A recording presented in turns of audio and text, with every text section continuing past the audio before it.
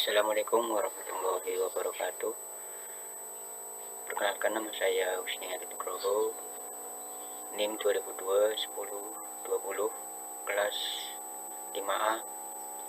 Saya di sini akan mempresentasikan jenis-jenis tungku pengecoran logam dari program studi D3 Teknik Mesin Politeknik Harapan Bersama.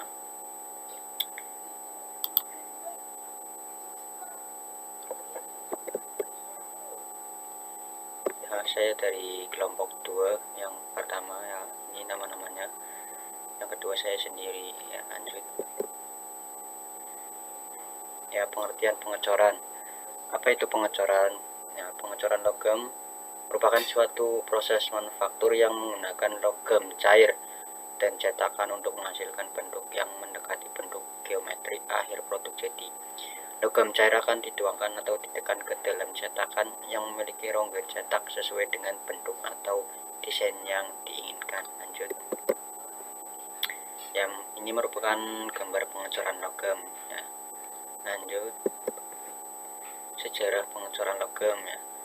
Yang dimana di abad ini emas merupakan logam pertama yang dituangkan. Karena apa? Sifatnya mudah dibentuk. Pada saat itu logam dari perkakas dan didekorasi harus didaur ulang serta digunakan kembali karena sulitnya mendapatkan biji murni. Namun katak tembaga merupakan hasil dari proses pengecoran tertua yang diketahui saat ini. Diperkirakan bahwa hal itu dibuat pada 3200 sebelum Masehi di daerah Mesopotamia, sekarang Irak. Lanjut. Ya, perunggu diubah menjadi logam pilihan untuk dituangkan karena kekawanya dibandingkan dengan emas, kemudian dilebur dan dituangkan menjadi berbagai alat dan senjata dengan cara cetakan batu permanen. Proses pengecoran dilakukan di Mesir pada 2800 sebelum Masehi, dan proses ini secara efektif sangat berpengaruh pada perolehan kekuasaan mereka selama zaman perunggu. Lanjut. Ya, dan ini sejarah pengecoran logam gambarnya. Lanjut. Ya, kemudian tungku, ya. Yang pertama ada tungku besalen. Ya, apa itu tungku besalen? Ya, tungku besalen merupakan yang digunakan ratusan tahun lalu pada awal mula industri pengecoran logam. Tungku ini berbentuk pipa yang dibuat dari batu bata, ya, dan dilapisi tanah agar tahan api. Tanah yang digunakan untuk membuat tungku ini berasal dari daerah Bayat, Klaten. Bahan bakar tungku besalen adalah kayu yang baranya dihembuskan dengan blower. Untuk menjalankan blower ini digunakan tenaga manusia. Lanjut. Ya, tungku tukik, ya. Kemudian sebagian pengusaha cor logam beralih menggunakan tukik, ya. Tungku tukik memiliki kapasitas yang besar dari tungku besalen, ya. Tungku menggunakan bahan bakar kayu dan blower yang dijalankan menggunakan tenaga diesel. Aliran cairan logam yang dihasilkan oleh tungku tukik tidak bisa kontinu. Lanjut. Ya, selanjutnya tungku kupola, ya. Lalu sebagian pengusaha mulai meninggalkan tungku tukik dan beralih menggunakan tungku kupola. Tungku kupola menggunakan bahan bakar batu bara dan menggunakan blower untuk menghembuskan baranya. Tungku ini digunakan untuk peleburan ferro besi. Dalam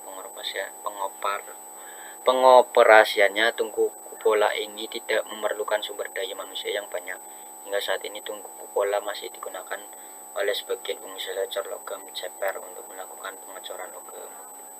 Ya, lanjut. Nah, ini merupakan gambar tungku kupola, ya.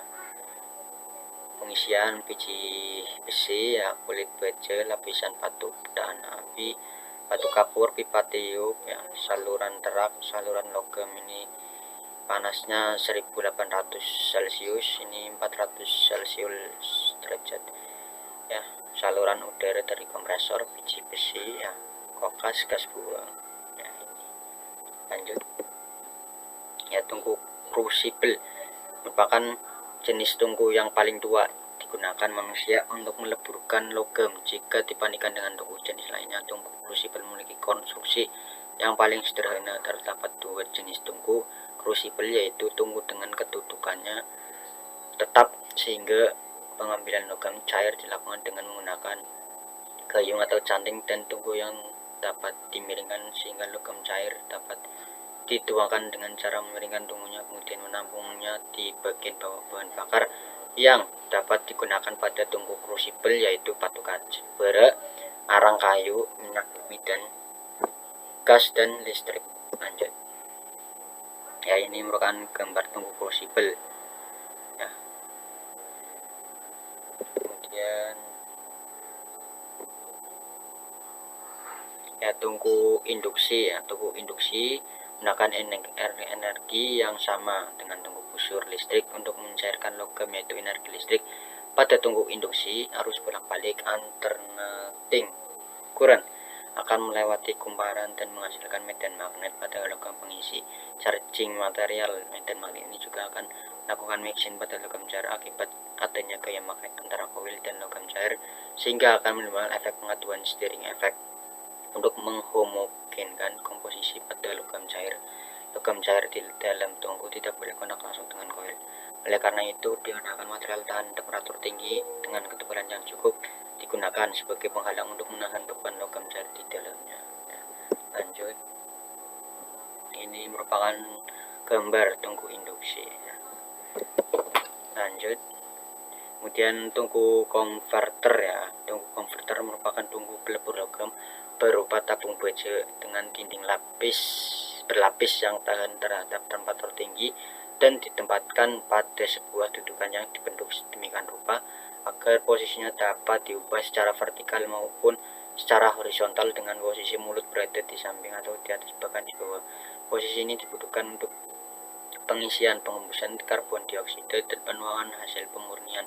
Penggunaan jenis-jenis tungku tersebut dipilih sesuai dengan kebutuhan dengan mempertimbangkan berbagai aspek. Penggunaan jenis tungku yang sesuai akan menghasilkan proses peleburan yang efektif dan efisien. Ada beberapa faktor yang harus dipertimbangkan pada pemilihan jenis tungku, yaitu gambar tungku konverter. Ini merupakan gambar tungku konverter seperti ini ya. Ini ada buat ya, tungku inti magnet ya, induktor, rafa pemanas saluran cair.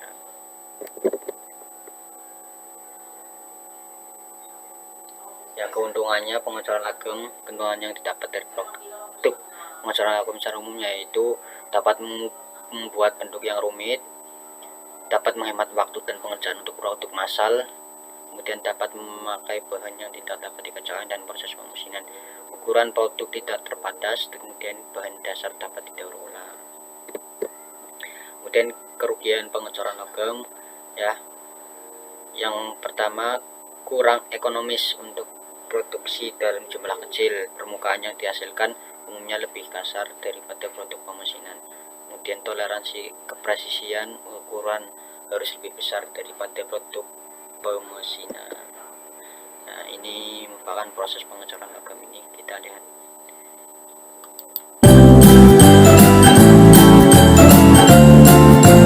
Nah, ini merupakan proses ya, kita simak kembali.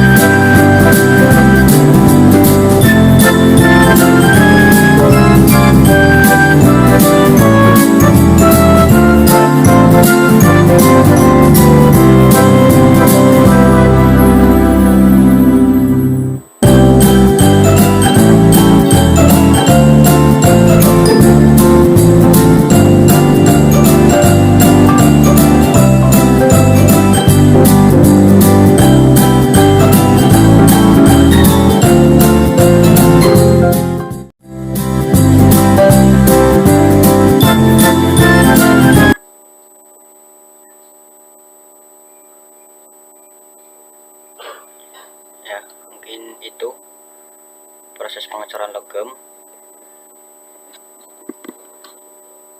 dari saya. Kurang lebihnya mohon maaf. Wassalamualaikum warahmatullahi